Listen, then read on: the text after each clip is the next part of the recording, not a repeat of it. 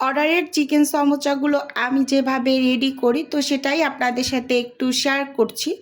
Sheet নিয়ে তো মাথার অংশটার দিকে আমি এখানে আঠা লাগিয়ে তারপর এক কোণা দিয়ে একটা কোণ শেপ করে নিচ্ছি।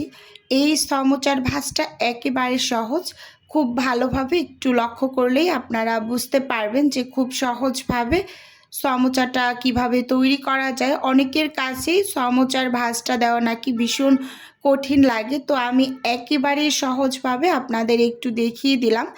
একটা কোণ বানিয়ে বা একটা পকেটের মতো বানিয়ে তার মাঝে পুর ভরে তারপর মানে দুই সাইড থেকে আঠা লাগিয়ে এই যে খুব সুন্দরভাবে সমোসার ভাঁজটা দিয়ে নিয়েছি। তো ভালোভাবে লক্ষ্য করলেই আসলে এটা বুঝতে পারবেন, মানে মুখে বলে আসলে ঠিকমতো বোঝাতে পারবো না। যাই হোক, এই যে এখানে আমি সবগুলোকে বানিয়ে এবার ফ্রোজেন করে নেব, পরে ইনশাল্লাহ ডেলিভারিটা করে দেব।